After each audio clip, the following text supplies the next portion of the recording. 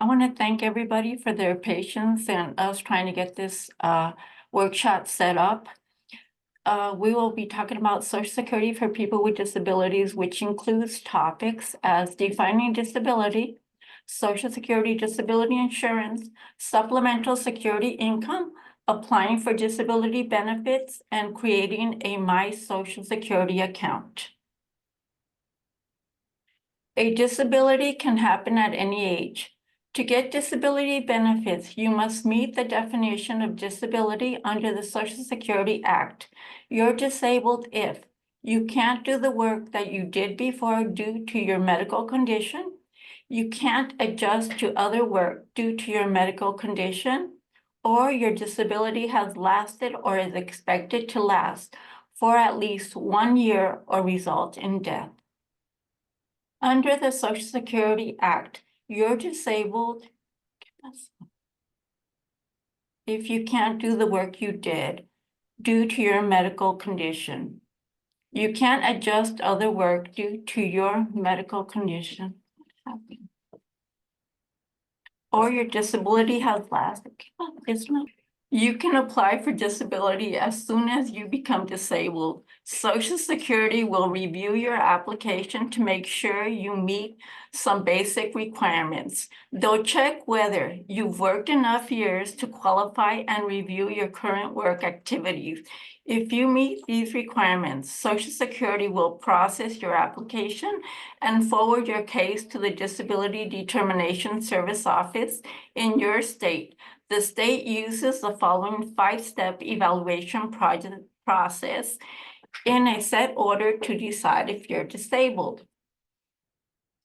Step 1, are you working? If you are working and your earnings average more than a certain amount each month, Social Security generally won't consider you disabled. In 2023, that amount is $1,470 per month, or $2,460 per month if you're blind. If you make less than that amount, Social Security moves to the next step. If you aren't working or your monthly earnings average to the current amount or less, the state agency then looks at your medical condition in step 2. Is your medical condition severe? Your medical condition must significantly limit your ability to do basic work activities like lifting, standing, walking, sitting, and remembering for at least 12 months. If your medical condition doesn't meet the definition of severe, Social Security won't consider you disabled. If your condition is severe, Social Security moves on to step 3. Is your condition found in the list of disabling conditions that prevent you from doing any gainful activity, regardless of age, education, or work experience? Your condition must meet the required criteria in the listing of impairments. If your medical condition meets or medically equals, meaning it's at least equal in severity and duration to the criteria of a listing, the state agency will decide that you have a qualifying disability. The state agency goes on to the next step if your medical condition doesn't meet or medically equal the criteria of a listing. Step 4, can you do the work you did before? Social Security will decide if your medical conditions prevent you from performing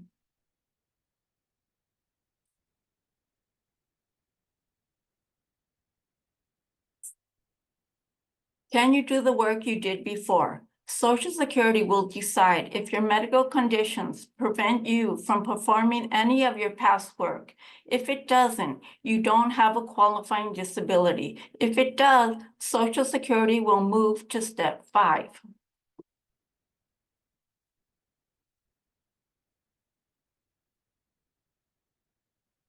Can you do any other type of work? If you can't do the work you did in the past, Social Security looks to see if there's other work you can do despite your medical conditions.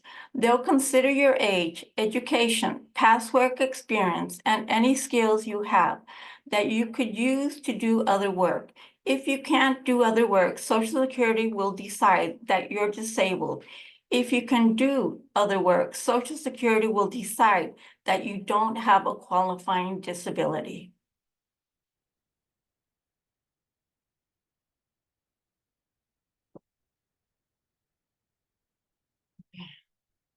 There are two federal programs administered by Social Security that provide cash benefits to certain people with disabilities. These programs include Social Security Disability Insurance, SSDI, Supplemental Security Income, SSI. Social Security pays benefits to people who meet the strict definition of disability. Social Security doesn't give monthly cash benefits to people with partial or short-term disabilities. You may qualify for both SSDI and SSI if you meet the eligibility requirements for both programs. Certain family members of disabled workers can also get monthly cash benefits from Social Security.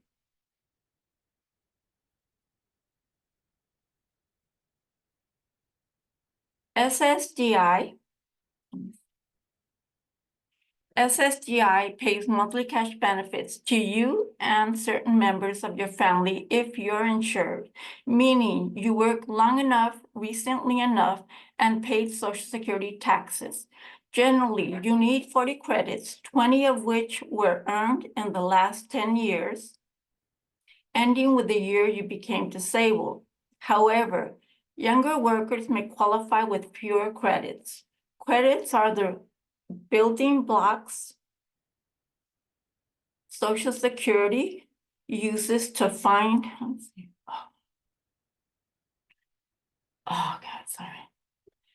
the building blocks Social Security uses to find out whether you have the minimum amount of coverage work to qualify for each type of Social Security benefits. The monthly cash benefit you're eligible for is based on your average lifetime earnings. Generally, your disability benefits will continue as long as your medical condition hasn't improved and you can't work. Benefits won't necessarily continue indefinitely. Because of advances in medical science and rehabilitation techniques, many people with disabilities recover from serious accidents and illnesses. If you get benefits, Social Security will review your medical condition from time to time to make sure you continue to have a qualifying disability.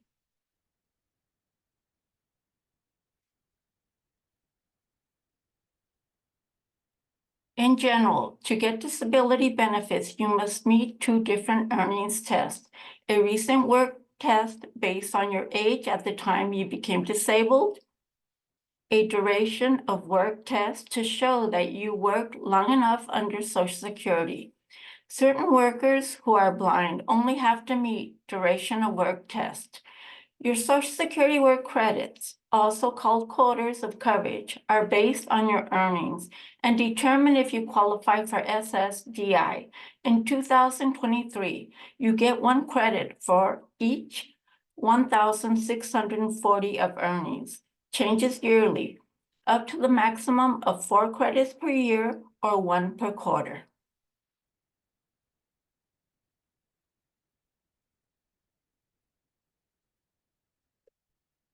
This table shows examples of how much work you need to meet the duration of work test. If you become disabled at various ages for the duration of work test, your work doesn't have to fall within a certain time period. Certain workers who are blind only have to meet the duration work test.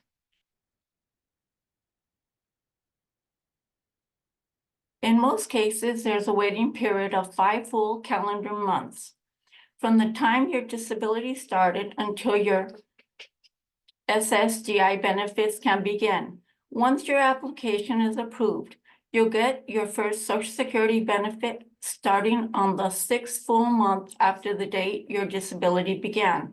For example, if Social Security decides your disability began on January 15, your first disability benefit would be paid for the month of July.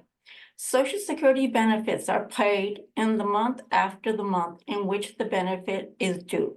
So you would get your July benefits check in August. The 5-month waiting period for cash benefit doesn't apply to people who get childhood disability benefits or to some people who were previously entitled to disability benefits in the past 5 years.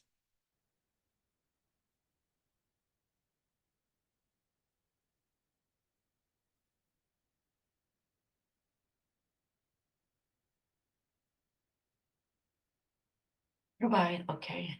SSI is a federal program that provides monthly benefits to people who have limited income and few resources.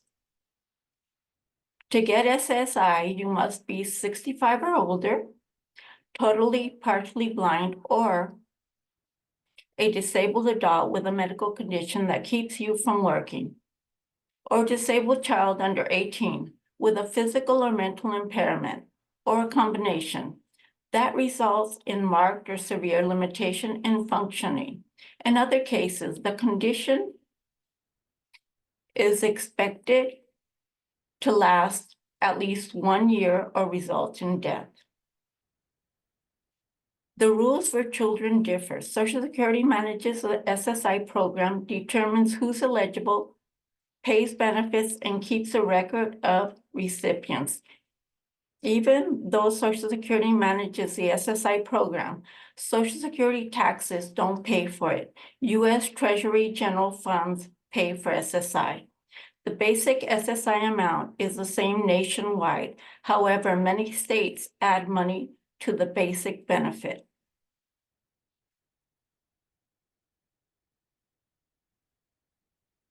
Your income and resources help Social Security determine if you qualify for benefits. The money you earn, like Social Security benefits, pensions, and the value of the items you get from someone else, like food and shelter, count as income. In 2023, if you have less than 2,000 in resources for an individual or less than 3,000 for a married couple living together, you may be able to get SSI. You must be a U.S. citizen living in one of the 50 states, District of Columbia, or the Northern Marine Islands to get SSI. If you aren't a U.S. citizen, but you lawfully reside in the U.S., you may still be able to get SSI.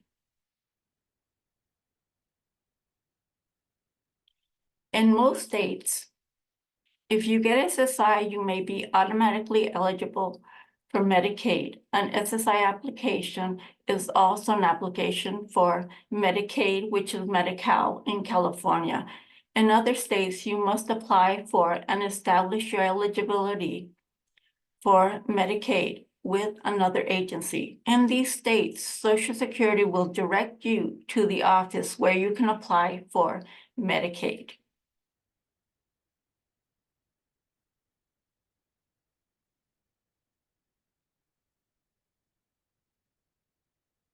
You should apply for disability benefits as soon as you become disabled. Social Security may be able to process your application faster if you provide Social Security numbers for you and your dependents, your birth certificate or other proof of your age, names, addresses, and phone numbers of the doctors, caseworkers, hospitals, and clinics that took care of you and the dates of your visit.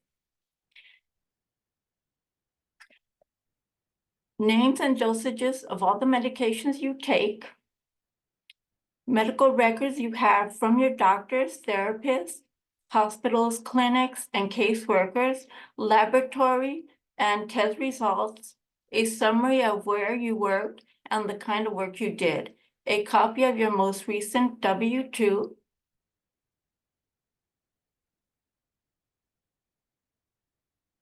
oh my God.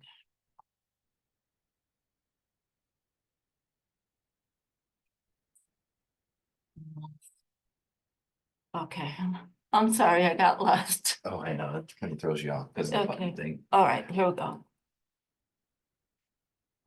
Back. Okay. A copy of your most recent W-2 form, or if self-employed, your federal tax return. You shouldn't wait to apply, even if you don't have all of the information. Social Security will help you to get information you need. If you have railroad employment, call the Railroad Retirement Board. How to apply for benefits. You can apply for disability benefits in the following ways. Online, visit ssa.gov. Call 1-800-772-1213 to make an appointment to file your claim in person at your local office. Visit your local Social Security office after making an appointment. You can visit the Social Security Administration office locator, secure.ssa.gov/icon/main.jsp to find your local security office. The disability claims interview lasts 1 hour. If you schedule an appointment, Social Security will send you a disability starter kit to help you get ready for your interview. You can also visit ssa.gov/disability. It can take 3 to 5 months to process an application for disability benefits.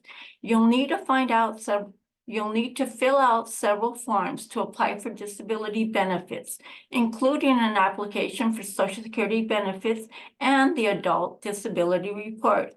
You can complete the Adult Disability Report online or print it and return a complete copy to your local Social Security office. You'll also need to fill out forms that collect information about your medical condition and how it affects your ability to work, as well as forms that give doctors, hospitals, and other healthcare professionals who have treated you permission to send information about your medical condition to Social Security. Compassionate allowance, CAL, are a way to quickly identify diseases and other medical conditions that by definition meet Social Security standards for disability benefits.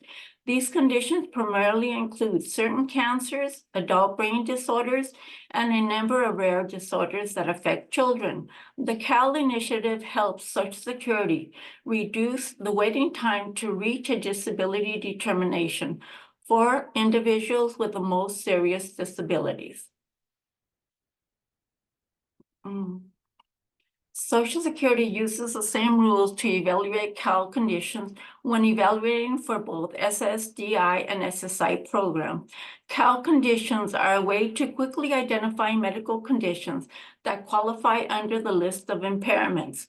Based on minimal information, there is no special application or form that's unique to CAL. If you have a CAL condition, apply for benefits using the standard Social Security process for filing claims for SSDI, SSI, or both SSDI and SSI benefits. Social Security will review your application as quickly as possible. You may get a decision on your claim in a matter of weeks instead of months or years. Social Security gets information from the public, advocacy groups, disability determination service, and communities.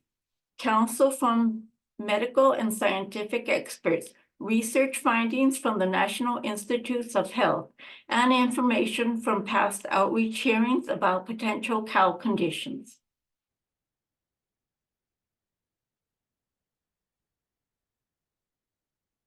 Social Security will send you a letter when it reaches a decision on your case. If Social Security approves your application, the letter will show the amount of your benefit and when your payments start. If Social Security doesn't approve your application, the letter will explain why and tell you how to appeal the decision if you don't agree.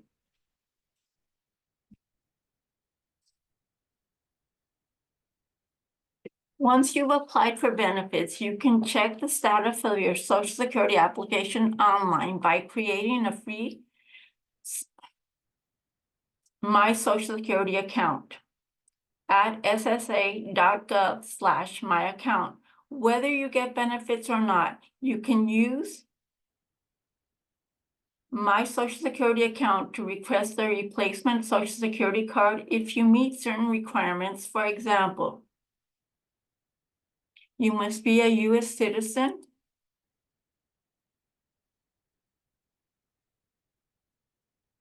If you aren't getting benefits, you can use My Social Security account to get personalized retirement benefit estimates. You can estimate your retirement benefit at different ages and dates.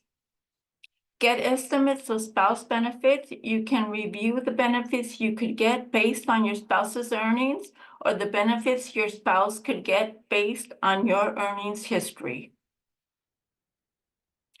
Get proof that you don't get benefits. Use a benefit verification letter as proof you didn't get benefits. Have applied for benefits or that you have never gotten Social Security benefits or SSI.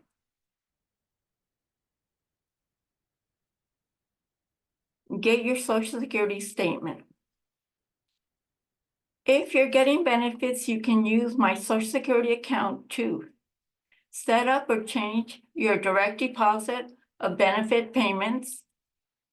Get a Social Security 1099 form. The form is mailed out every year in January, and it tells you how much Social Security income to report to the International Revenue Service on your tax return if you do taxes. Opt out of mailing notices for those available online. Print your Social Security benefits verification letter, sometimes called a benefit letter. This letter serves as proof of your retirement, disability, SSI income, or Medicare benefits.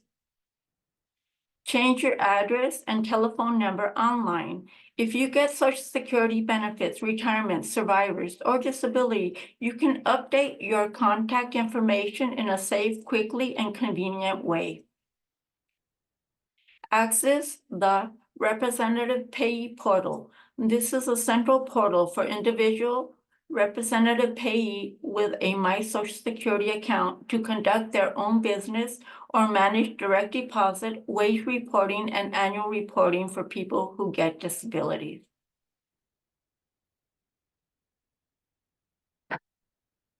Medicare for people with disabilities explains qualifying for Medicare based on a disability and how to sign up.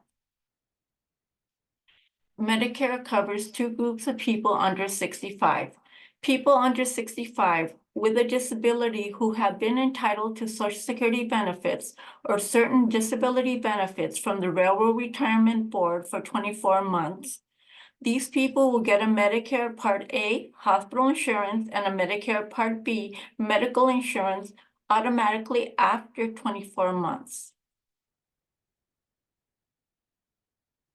People with end-stage renal disease who have earned at least 6 work credits or are the dependent child or spouse of someone who has earned 6 work credits in a period of 13 calendar quarters, ending with a quarter of end-stage renal disease onset.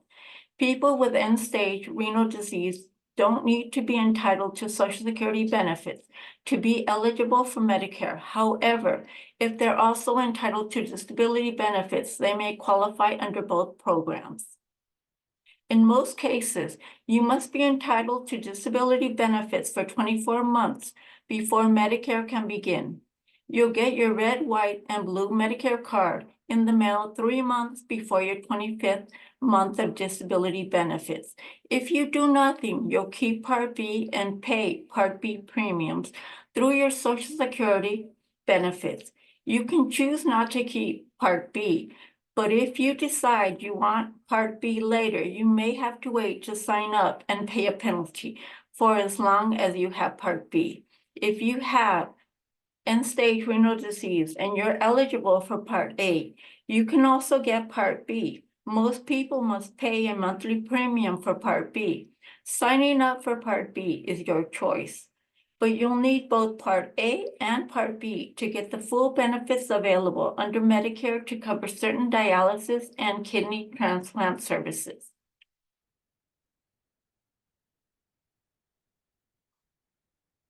If you're entitled to SSDI, you may be eligible for Medicare. However, there's a 24-month waiting period before Medicare coverage can start. Once you've been disabled for 5 months and start getting SSDI benefits, the waiting period begins. If you need health coverage during this waiting period, you can apply for coverage through the Health Insurance Marketplace. The Marketplace application process will determine if you'll qualify for Medicaid or the Children's Health Insurance Program, or for a premium tax that lower your monthly marketplace plan premium and cost sharing reduction that lower your out-of-pocket cost.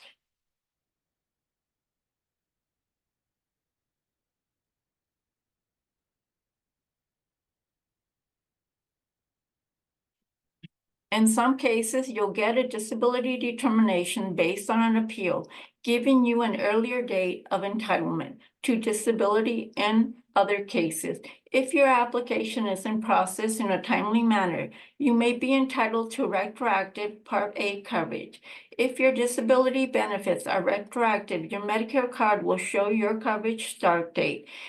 If you got Medicare covered services before you got your Medicare card, you can ask your provider to submit those claims to Medicare. The dates of services can be before the coverage start date on your Medicare card.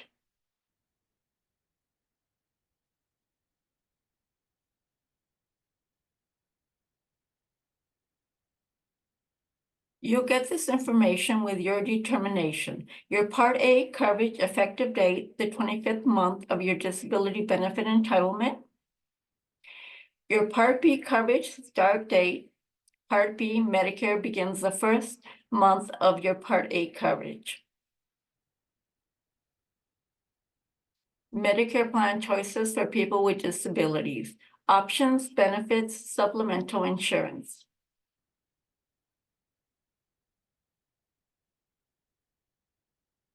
If you have a disability, you have the same Medicare health plan choice as people 65 and older.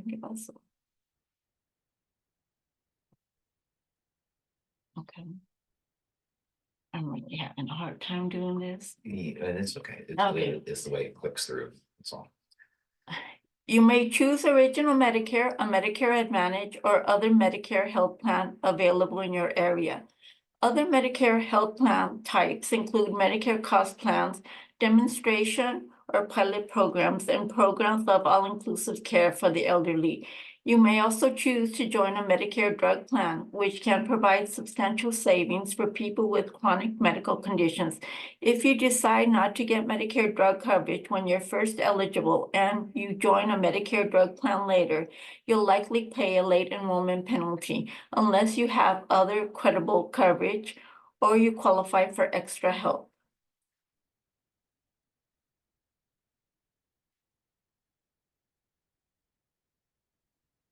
You can have both Medicare and other health insurance. Medicare pays second if you're under 65, entitled to Medicare because of a disability, and you're covered by a large group health plan. Okay, let's go back. Okay. Through your own or a family member currently employed. In a large group health plan, the employer must have at least 100 or more employees. Medicare also pays second if you're under 65, disabled, self-employed. Either you or a family member is self-employed and you're covered by a large group health plan. If at least one employer in a multi-employer plan or multi-employer plans has 100 employees or more, your group health plan coverage pays first and Medicare pays second.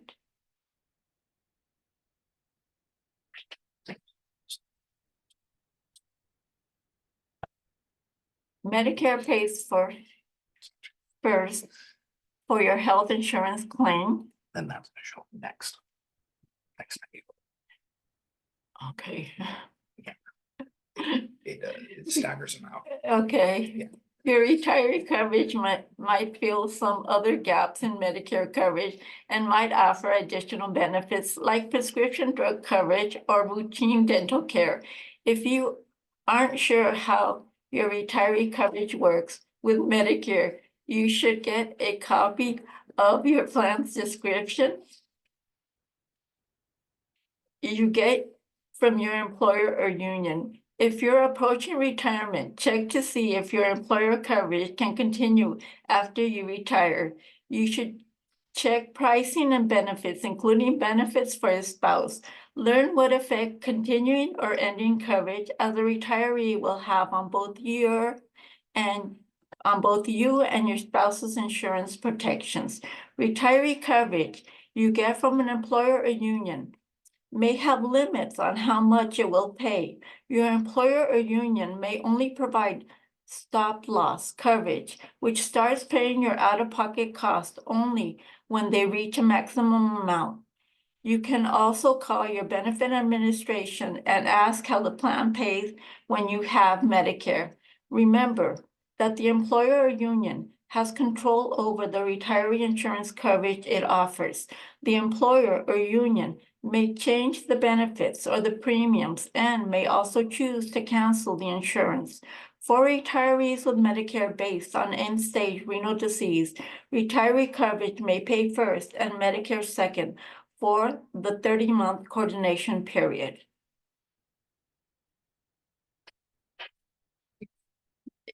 If you're under 65 and have Medicare because of a disability or end-stage renal disease, you might not be able to buy the Medigap policy you want or any Medigap policy until you turn 65. Federal law generally doesn't require insurance companies to sell Medigap policies to people under 65. However, some states require Medigap insurance companies to sell you a Medigap policy, even if you're under 65. These states require insurance companies to offer at least one kind of a Medigap policy to people with Medicare under 65. Arkansas, California, Colorado, Connecticut, Delaware, Florida, Georgia, Hawaii, Idaho, Illinois, Kansas, Kentucky, Louisiana, Maine, Maryland, Massachusetts, Michigan, Minnesota, Mississippi, Missouri, Montana, New Hampshire, New Jersey, New York, North Carolina, Oklahoma, Oregon, Pennsylvania, South Dakota, Tennessee, Texas, Vermont, and Wisconsin. Even if your state isn't on the list above, some insurance companies may voluntarily sell Medigap policies to people under 65. The policy will likely be subject to medical underwriting and will probably cost you more than Medigap policies sold to people over 65. Also, some of the federal guaranteed rights are available to people with Medicare under 65. Check with your state insurance department about what additional rights you may have under state law. Remember, if you already have Medicare Part B medical insurance, you'll get a one-time 6-month Medigap open enrollment period when you turn 65. You'll likely have a wider choice of Medigap policies and be able to get a lower premium during your Medigap open enrollment period. Insurance companies can't refuse to sell you a Medigap policy due to a disability or other health problem, charge you a higher premium based on your health status than they charge other people who are 65, or make you wait for coverage to start, with the exception of a pre-existing condition. A pre-existing condition is a health problem you had before the date a new insurance policy starts. In some cases, the Medigap insurance company can refuse to cover your out-of-pocket cost for these pre-existing health problems for up to 6 months. This is called a pre-existing condition waiting period. After 6 months, the Medigap policy will cover the pre-existing condition. Coverage for a pre-existing condition can only be excluded if the condition was treated or diagnosed within 6 months before your Medigap policy coverage starts. This is called the look-back period. Remember, For Medicare covered services, original Medicare will still cover the condition, even if the Medigap policy won't, but you're responsible for the Medicare coinsurance or copayment. Other programs for people with disabilities.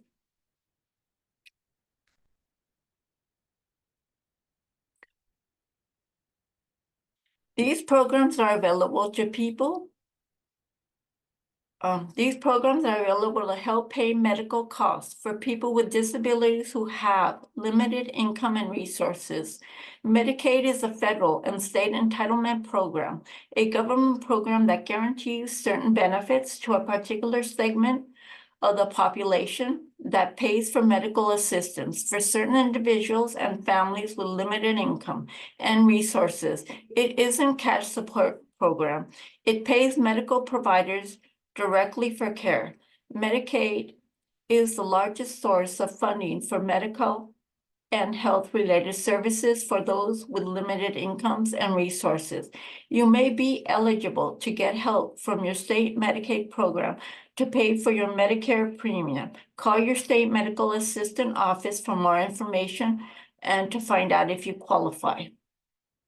In some cases, Medicare savings programs may also pay Medicare Part A hospital insurance and Medicare Part B medical insurance premiums, deductibles, coinsurance, and co-payments if you meet certain conditions. Medicare savings programs often have higher income and resource guidelines than full Medicaid coverage. These income and resource amounts can change each year based on the federal poverty level. If you have limited income and resources, you may be able to get extra help with the cost of Medicare drug coverage, like the drug plan's monthly premium, annual deductible, coinsurance, and co-payments. You automatically qualify for extra help if you qualify for Medicaid, one of the Medicare savings programs, or Social Security income. If you don't automatically qualify for extra help, you can apply online or you can apply with the Social Security Administration.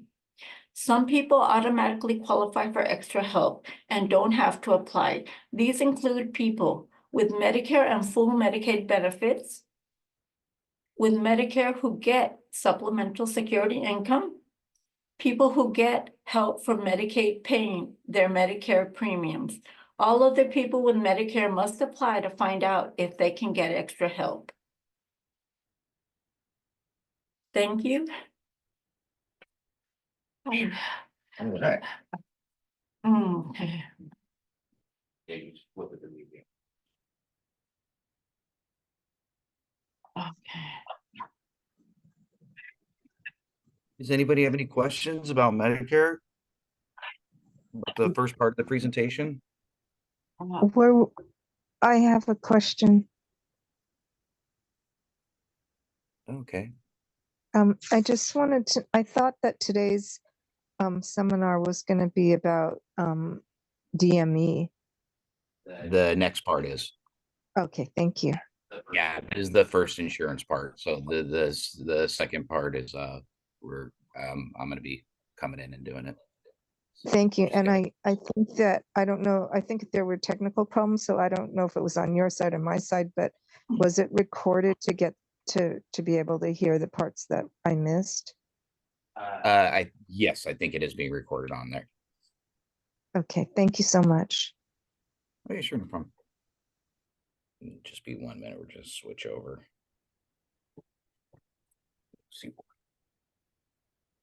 Boss. All right. Oh, wait. No.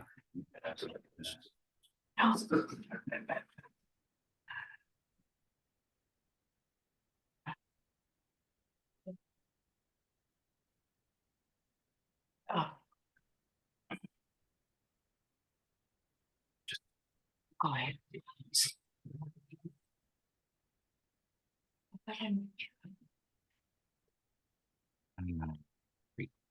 we go. And let's.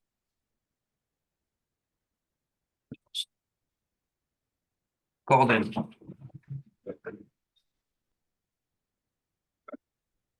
All right. Okay. So we're gonna get to the second part of the presentation. Let me just share my screen.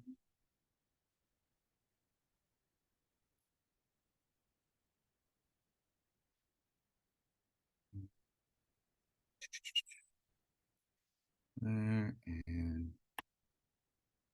first one.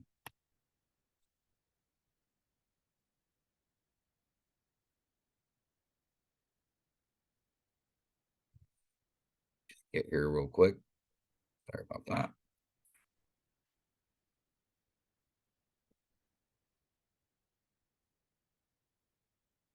Almost there.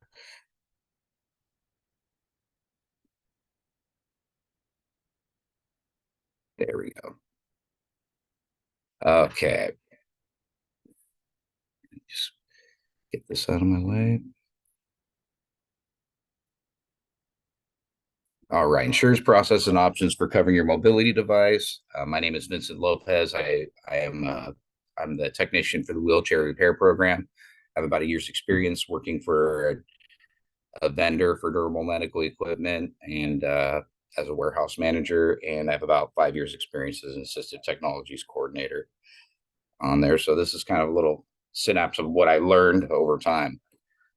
All right, the funding options for mobility devices. So you have your medical insurance. If you're working or at school, you have your Cal Able or Able account savings plan. You also have the Department of Rehab as a resource, your local nonprofits, disability focused nonprofits on a bigger scale. And also there's a loan program for people with low income that gives them a low interest loan.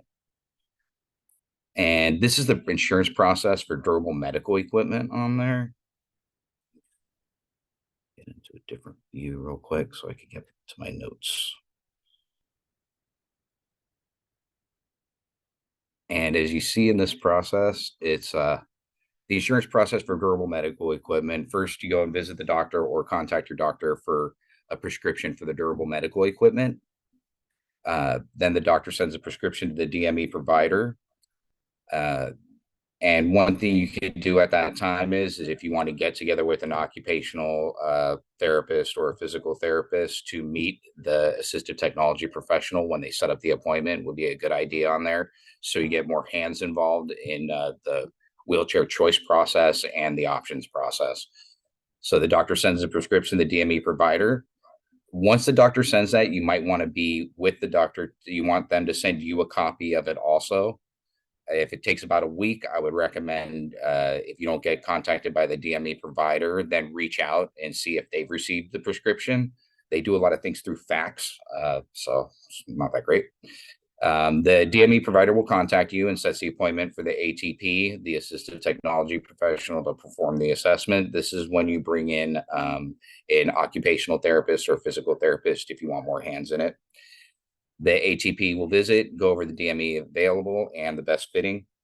He'll get a quote from the provider and sends it out for medical coding. Once it goes for medical coding, it gets sent back to the doctor for approval and insurance approval. Once the doctor approves the DME, it'll be ordered. Then the item arrives, the ATP brings the DME for final fitting and delivery and success. If you are not happy with the item, do not sign off on the item because once you sign off on the item, it's really hard to get the person back. Make a relationship with your assistive technology professional and your DME provider and your doctor. Once you try and keep copies of all the documentation all the way through so you can follow up on it yourself. And then you have the Cal Able or Able account. A lot of words. A Cal Able account is a tax advantage savings account that allows individuals with disabilities to save and invest money for disability related expenses called Qualified Disability Expenses, or QDEs, the acronym, without losing eligibility for certain means tested public benefits programs such as Medicaid, Supplemental Nutrition Assistance Program, or SNAP, Supplemental Security Income, SSI, or Social Security Disability Insurance, SSDI. Contributions to an ABLE account is currently limited to $15,000 a year. It can be made by families, friends, or the beneficiary themselves. The account's earnings are allowed to accumulate tax-free, and the withdrawals, provided they are applied to the qualifying disability expenses, are tax-free. For an individual receiving SSI benefits and or state or local means tested benefits, their able account must not exceed $100,000. An eligible individual is someone who developed their disability before the age of 26. The individual must have been living with their disability for at least 1 year, and they must expect their disability to last at least for 1 year. They are raising the age. There's been a lot of advocacy about that. So I think they're raising it to, I think, 46, but I'm not exactly sure on there. But they are working on that, and the disability community is advocating. Department of Rehab, you must be eligible for DOR services. The best thing to do is to contact your local Department of Rehab office. If you're in school or going into the work world, that's the best time to contact them. If your medical insurance will not cover a device, a lot of the medical insurances consider your device to be used in the home and not going to work and coming back from work and whatnot. So you must advocate for your device on there. Any way around insurance, whatnot, any way around, you have to advocate for your device. Okay, then we have local and state nonprofits. We have our ILRCSF wheelchair repair program coming soon. We have Catholic Charity Services. They can provide funding for rent if a hardship happens, like your wheelchair breaks down. That might help offset the rent. You have the California Foundation for Independent Living Centers. They also have resources for independent living. They have a Freedom Tech loan, which is a low interest loan for people to buy assistive technology. They also have NATADS, which is a loan and reutilization program throughout the state of California. The NATADS program, if you're looking to borrow an item to test it out, see if it works, or DME, or you're looking to get an item, they have slightly used items that you can go through and get through the local independent living centers that are all under the umbrella of California Foundation of Independent Living Centers. All right, disability-focused national, international, nonprofits, manufacturer assistance, and crowdfunding. So there's some other ways to try and get things going on there. And with those, you'll want to research your national and state nonprofits for your specific disability. Check if they have a funding program for your mobility devices. Their representatives also can give you information on choosing the correct DME and navigating through the process, like the right keywords to say to get that durable medical equipment that'll work. You could also reach out for manufacturer assistance. Manufacturers sometimes have deals on items or offers items for a testimonial. I got a great cell phone holder set up for a power chair. When COVID hit, they just wanted a testimonial, and we ended up getting a arm and holder for the individual. Then we have fundraising programs to help raise funding for your device. We have Help, Hope, and Live, which is another place that we use, and we work with people to go through and help fundraise for the items. But you are going to be public, so that's something that you will have to work with on it. Okay, we have donations. So some nonprofits have reuse donation programs for durable medical equipment. Recares in San Francisco, they usually do non-powered items, so not for power chairs, things like that. We have the SIL in Berkeley. We have I think they have a reuse program, but I would reach out to them just to be safe. CID San Mateo has a reuse program where they take in durable medical equipment, turn around, clean it up, and get it back out to individuals that are low income. You have the Ability Tools Network at California Foundation Independent Living Centers, or you could also reach out to your local senior loan closet. So that's another thing you can do also on there.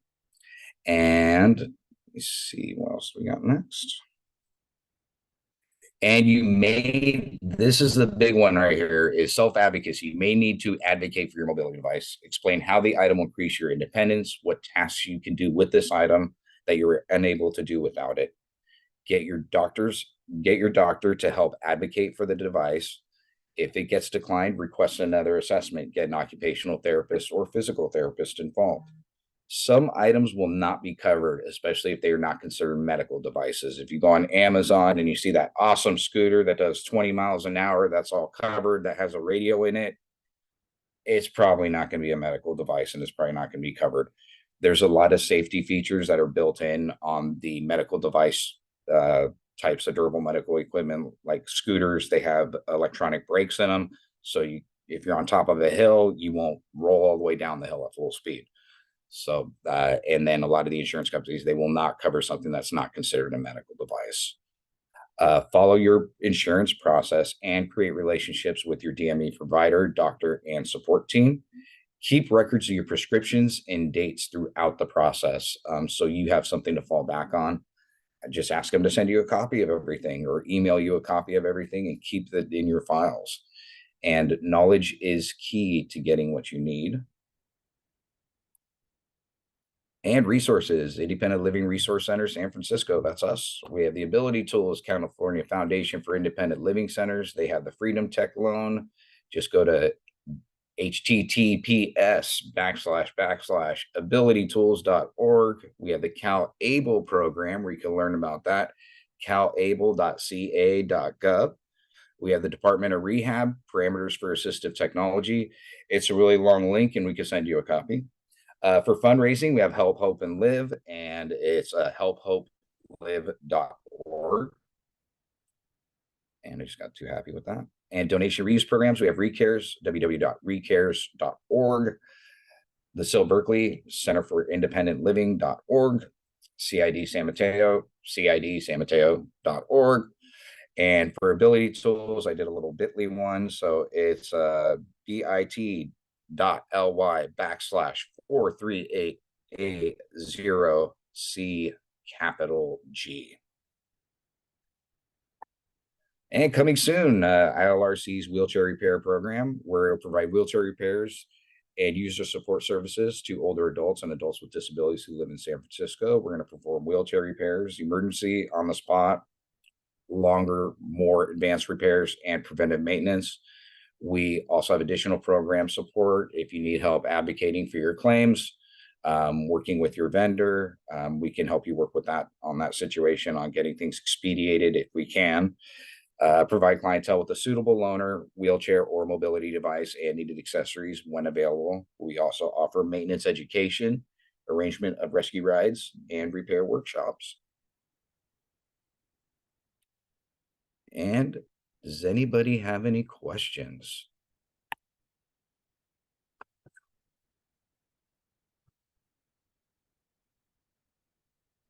And on the screen, we have the ILRCSF logo that says ILRCSF, Support Information Advocacy, with 3 green dots and a triangle on top. Independent Living Resource San Francisco. We're on 825 Howard Street in San Francisco, and reach info@ilrcsf.org. To contact us, to contact Maria, Maria's at maria@ilrcsf.org. Phone number is 415-543-6743. Vincent Lopez, Vincent@ilrcsf.org. 415-543-6222, and my extension is 2231. To reach ILRC, you could, it's ILRC is at 825 Howard Street, San Francisco, California, 94103. To email us, it's info@ilrcsf.org. Our website is www.ilrcsf.org. Phone number is 415-543-6222. If you need to reach us by TTY, 415-543-6698. Thank you so much. And I have a question. yes, How do you choose a vendor, and how much does the vendor do in this process of trying to get you approved? well, the vendor will go through and send it out for medical coding. Once they pretty much, when the vendor goes through, the ATP will go through and build the chair for you.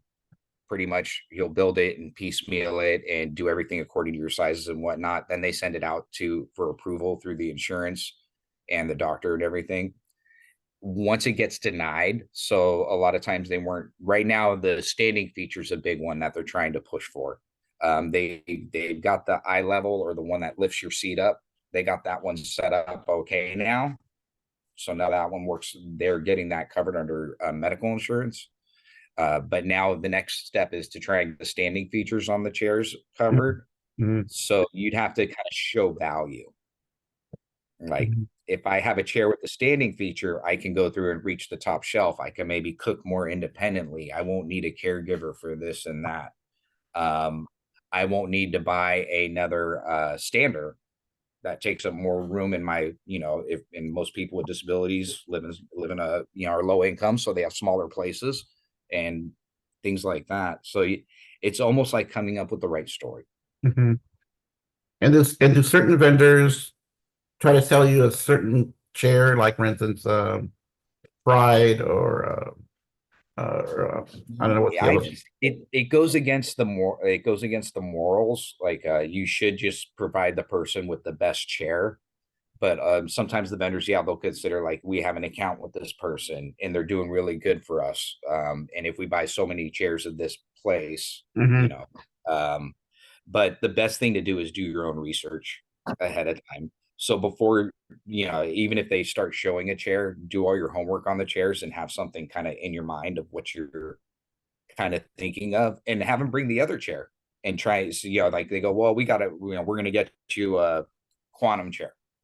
And you're like, well, I want to try out a Permobil too. Can you bring me both chairs to demo both of them, or show me what the differences are, or whatnot? Okay. Yeah, but yeah, sometimes they will steer you in.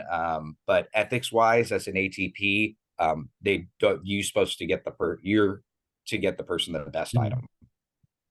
That Yeah, works. I don't know how vendors are doing it nowadays. Before you used to be able to, certain vendors, you used to be able to go in. And now they do is come out to the home. Yes, So, yes. I A don't know lot. if you can actually necessarily bring out two chairs. Yeah, I mean, they have big vans. The one that I used to work for, they had full size vans. I was trying to have them get like little small wheelchair vans, but they weren't doing it. Mhm. So, yeah, they could bring them, or also like one of the best things, like if you're working with an occupational therapist or or or a physical therapist, get them involved also. So then you don't have just the ATP, you have another set of eyes looking at the chair and trying to make sure it's the right chair for you. Okay.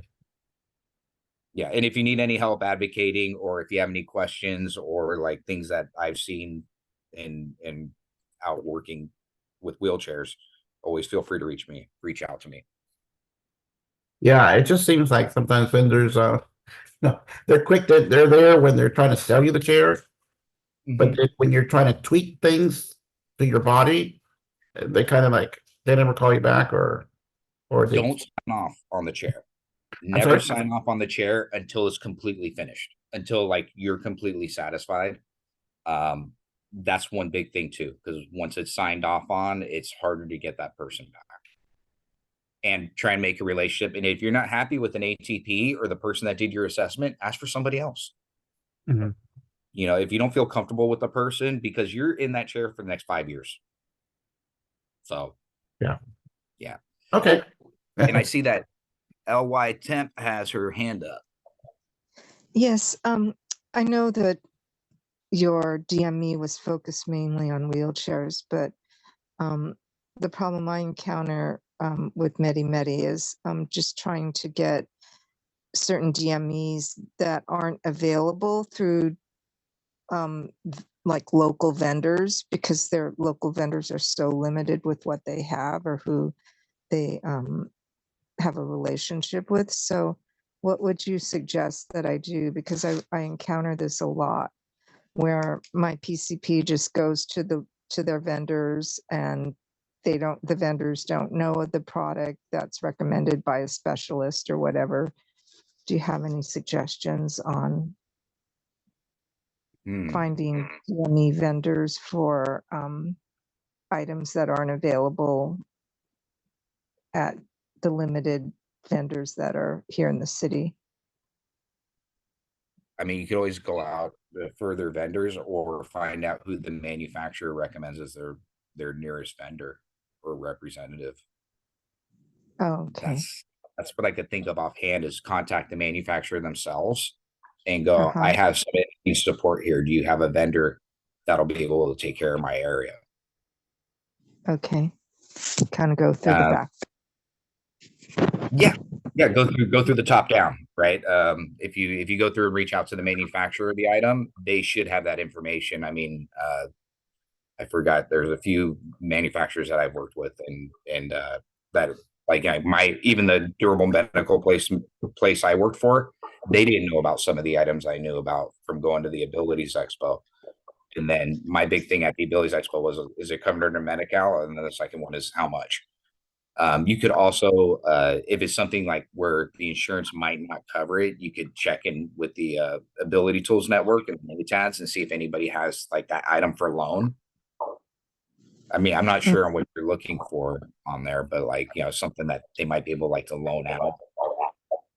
And you mentioned, which was really good for different folks, is to go directly to the manufacturer, because I've been trying for years to get a particular DME, and I'm just now, looks like I'm going to get it, and that's because I went through directly to the manufacturer. But what was that website? Could you put it in the chat for there was a website about manufacturers and things. Oh, let me see. Oh, manufacturer assistance. It's just the link I put on there is to a video that I had made with a consumer. So she kept wiping out. She didn't have a good way to hold her iPhone onto her chair, so we got a Blue Sky Design mounting system for her. And at the time when COVID hit, they were asking for testimonials. So we ended up like in her wheelchair vendor that she was using said they call it real estate, where you can mount all your accessories on the side of your chair and stuff. They go, you don't have enough real estate. You got too much stuff on your chair. Their chair's really wide. And we reached out to Blue Sky Design. They ended up sending her the mounting kit. I installed it. We sent a video, like a thank you video, and they gave us it all for free. Just kind of cool. I don't think you'll get a power chair like I guess a just $1,000 power chair for free, but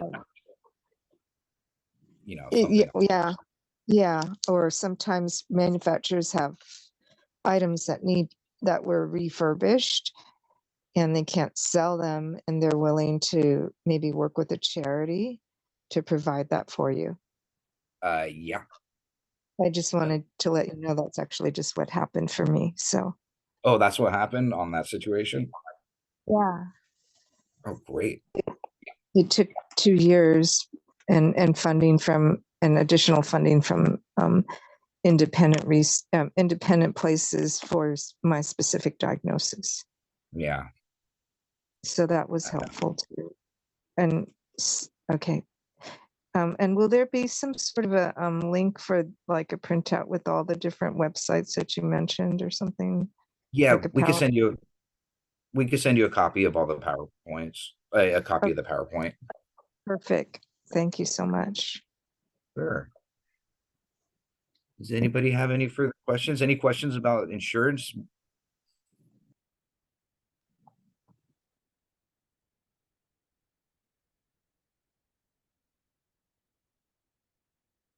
Okay, well, looks like we kept you guys here for a while. Thank you so much for joining us. And I hope you guys have a great holiday season and be safe out there. Thank you. Thank you, Vincent. Thank Thank you. you. Thank you, Maria. Thank you. Thank you all for participating. We really appreciate you taking the time to just listen to some of the information that we have, and we look forward to hopefully maybe doing more presentations in the near future. Thank you very much.